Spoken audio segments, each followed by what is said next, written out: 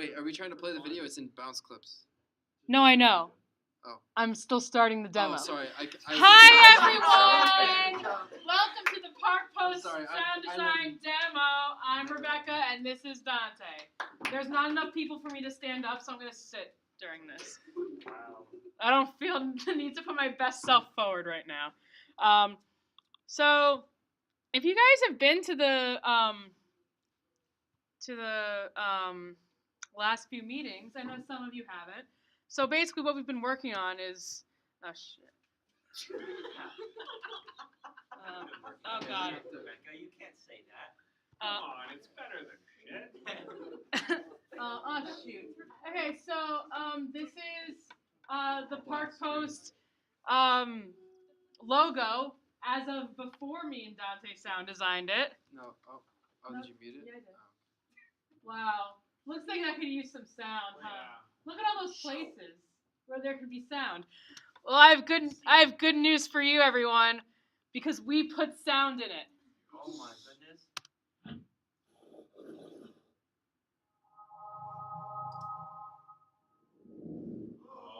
Wow, we got sound now, baby. So how the hell did we do that? That's really wild. How did we do that, Dante? It's very simple, really. You put sound in it, and that's how you do it. Okay, bye, everyone. I'm pulling up the notes. Wait, hold on, just wait. So basically, I mean, it's literally just a mess of 1, 2, 3, 4, 5 sounds. So basically. So what the hell is this, Dante? I'll talk about it. So this is. Play along, come on. So obviously this is Pro Tools. If you don't know anything about Pro Tools, raise your hand. No idea. Okay, so it's like Premiere or Avid. Well, it's like Premiere or Avid, but it's only for editing audio. So I mean, it works just on the same principles as any other nonlinear editor. You have your tracks. Each track plays simultaneously, unless you throw it away. Yeah. So basically, our workflow here was it might be a little different than how you would edit film or video media. So basically the first thing that we did was we imported the clip, obviously.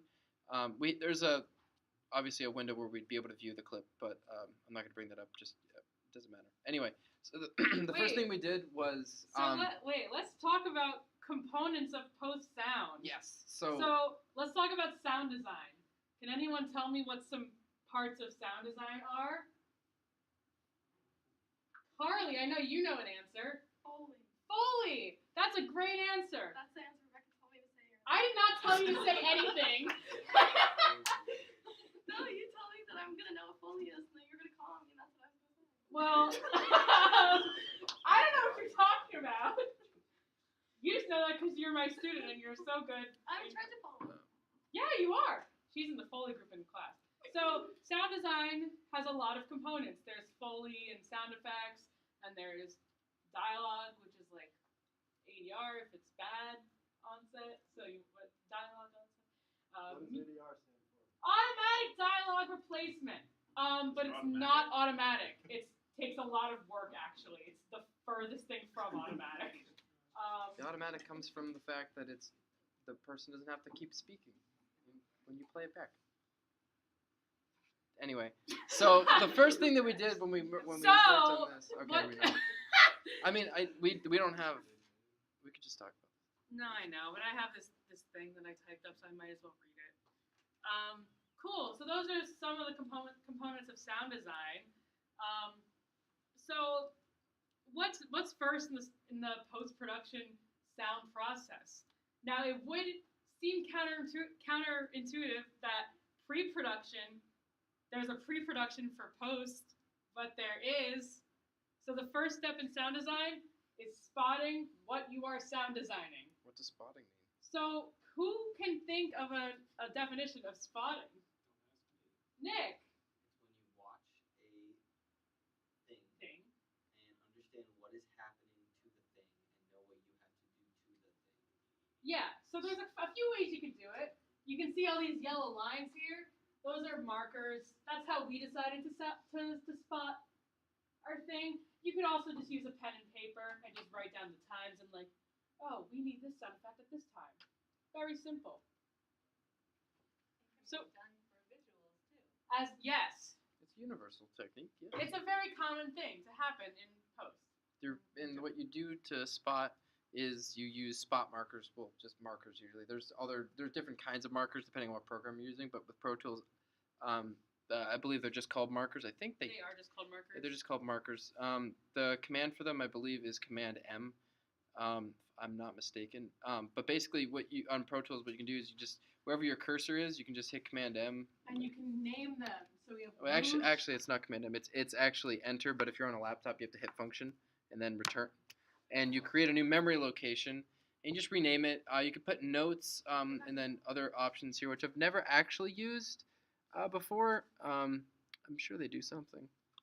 But anyway, I didn't create a new one. But anyway, if I did, it would come up here on the meters section here, which might not be available to you. You might have had that disabled, but you just have to enable that. But anyway, so across the top here, you see all the markers that we indicated during the spotting session. And we named them, so we know what we had to do. So we have whoosh, pencil start, whip maybe, whoop, soft whoosh, click, and another whoosh. So we knew what we had to go into. Yeah. Knowing. So we weren't just like, oh, I have to put something here, here, and here. We know what we're putting there. So Dante, why did we spot what we did? What causes us to think, oh, we need to put a thing there? So, let me get the window up. So basically, the way I go about it, generally speak, actually, I'll just mute them. Oh, I know I can't. I'll just mute these. Mute all of them. Okay, Yeah, so I'm just gonna put this on a loop here. Go to that loop. Okay, cool. So, oops, there we go. So basically, when we're spotting this video, the first thing I'm thinking of is specifically for this project. In the grand scheme, it's not you're not going to learn anything in the general necessarily. But as far as this project goes, and as far as a general rule of thumb, when you're spotting for any kind of audio replacement or audio post that's not if you're not working with just raw on-set audio and you're spotting for sounds that don't exist currently, what you're looking for is motivation for a sound. And I don't have a textbook to really outline all of them, so I'm probably missing something, and maybe the categories that I'm using here don't actually make any sense, but they make sense to me, and that's how I use them. So basically, yeah, what you're looking for is motivation for a sound, and motivation, the easiest thing, well, what is motivation? It just is a reason for a sound to exist. It's a justification for a sound being there. And the easiest and most self-explanatory one would be there's motion on screen, physically on the screen, that would have a sound. That's like the most basic motivation to have a sound there. Another kind of all this movement here. So like, so like the arrow flying in, that is motion, and your brain would assume that there's a sound there. And because the media, most like digital media, has sound for even abstract shapes like these, our brains just have learned that those shapes should have sound. It just kind of sounds weird if they don't. So yeah, motion of things on the frame, but also as this pertains to stuff that isn't this project in particular. So if you're shooting like an actual film and you're working as the post sound editor for the backgrounds, let's say, so like the room tone, things that aren't the dialogue, things that aren't sound effects or Foley, and you're just creating the space, you're gonna have to think more abstractly and think about what is not in frame, and find reasons to motivate the space that you're in. And not only are you looking for things that motivate a sound, you're looking for ways to motivate a space. And another word I've heard that I think is really useful is activate. So for instance, in here, say that there, if there's like if you're in a large city, if the shot is in a large city and the people are walking, and there's like car noises and people talking, but in the distance you can see like a carnival going on. But let's say it's kind of in the background, but you can clearly tell that it's like a carnival. What you can do is activate the carnival and put like carnival sounds in there. And that's like a very rough, basic example. Seems self-explanatory, but I find the most useful thing, like way to like that I use when I like activate something is activating a space. So when there's two characters in a location and the location is distinct, and I guess for my own thesis, like the main characters are in a warehouse, and I'm thinking, what does a warehouse sound like? Well, if I go to the warehouse that we actually shot in, it just sounds like there's a bunch of fans moving, and it's not that interesting. It just sounds like boring room tone. But what I can do is activate that space and put things in there that the camera is not seeing, but your brain will, when they hear the sounds, it'll make, and if you do it right and use the right sounds and blend it in properly, your brain will fill in the space, and it'll make a space, more of a character, and fill in extra like space outside the frame that you'd never see. So if you hear like people working in the background but you never see them, you're gonna know, your brain's gonna know that there's people working there, and the space has just gotten that much bigger and that much more interesting. Anyway, that was a long spiel. Anyway. Yeah. Also, it could also just be something like that motivates the story. That like, so like, let's say it's a film about a really important glass structure, and you're focusing on a character, and then you hear glass break off screen. That's motivating the story because it seems like something important just broke, and that's going to propel the story. Anyway, stuff like that. So just think about what you're spotting and all that stuff. So once you've spotted everything, you can start collecting sounds and just, yeah, you just get, no, put it on Do Not Disturb. That's what I was doing. Oh, okay.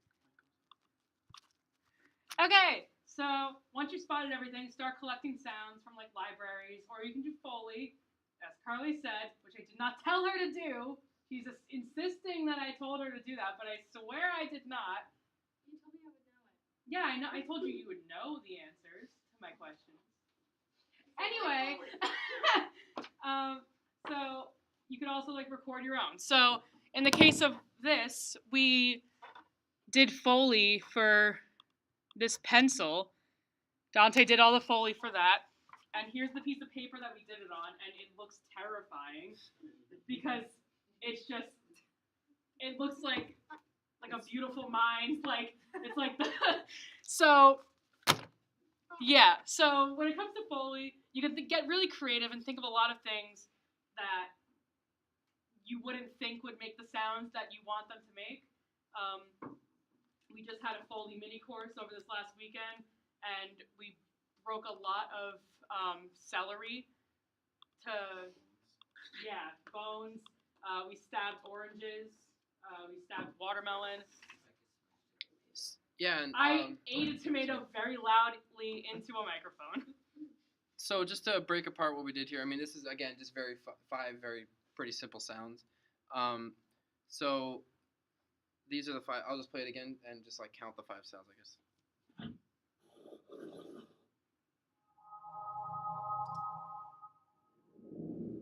So the only sound, so we were trying to stretch ourselves or whatever the word is. Creativity. Create yourself and not use sound library.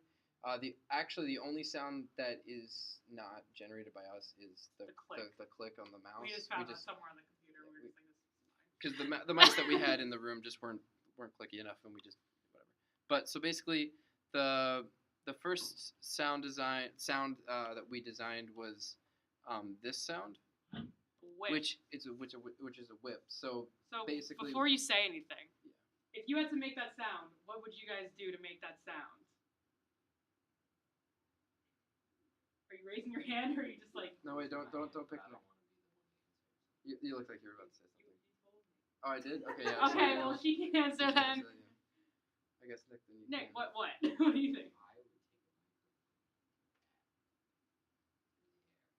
See, that probably would have been smart because we wouldn't need the extra prop that we had. That's a cool suggestion. I think that would work, especially because we also pitch shift and edit the sound with some plugins. But we did. But I think that might actually give you I don't know if it would give you as much of a whip sound as it would be like blowing on the mic sound, like Oh. more of a wind sound. But to get more of like a cutting whip sound, I'm sure if you edited it, actually would sound that far off. But to get this sound that we have here, so what we did was we had the microphone set up in 142, and I just got some slack on an XLR. I just like whipped it in front of the microphone, and yeah, we can play what like You the also original hit the sound. microphone once. Do we still have? We have that take because it's definitely in the clip list. All right. Well, I don't want to waste time. Okay. So basically, That'll be a bonus deleted scenes. It doesn't sound like that's not what the whip sounds like. It sounds like literally like the cartoon, like whip back and forth. If we had like an XLR to go through the air, I mean, if you've done anything on set recently, you would have known what that sounds like. If you go, you can kind of hear it. It sounds really like tinsely, or not tinsely, just like really hollow and light. It doesn't sound like anything like really moving through the air that it has any substance. So what we did, do you guys have any intuitions on how to make something sound like it has more meat or like mass behind it? It's like psychoacoustically. So wait, before we get into the gritty details of I do. But we have like 3 minutes left and we haven't talked about the other. I know this is. Okay, I'm just saying. So basically, to make something sound like it has more mass or like weight behind it, the way your brain perceives stuff that has weight is the lower frequency. The more lower frequency something has, the larger your brain perceives it to be.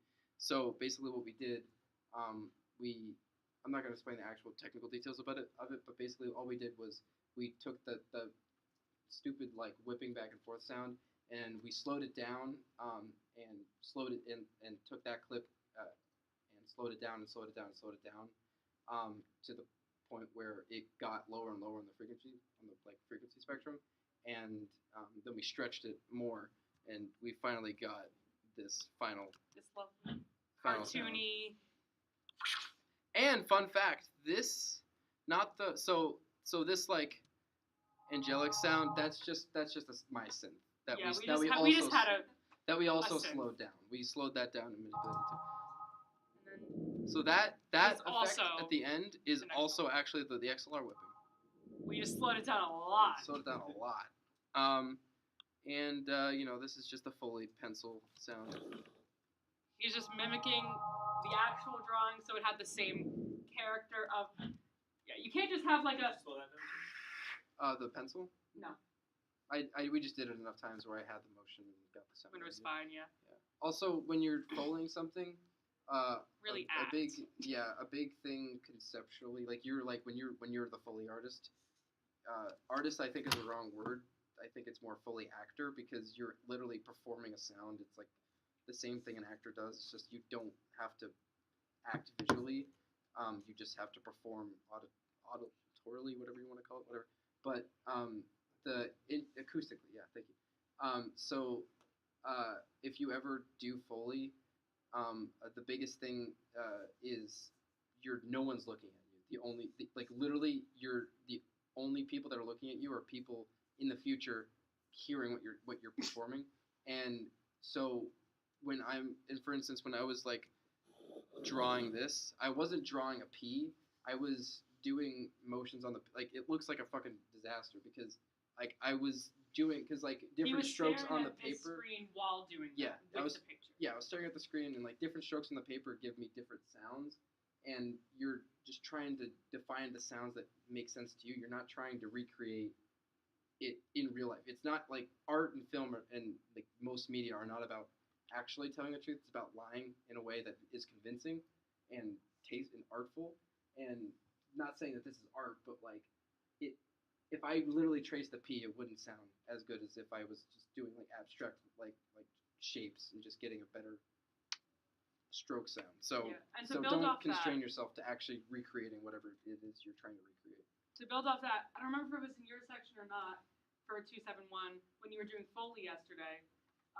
Someone was doing steps, and Vicky made a really good point of saying, "Hey, remember to actually try and make it sound like what?" Because it was mine because we were on. It was my section because we were on the thing. Yeah, and it was the steps. And she was standing still doing it. Yeah, because this.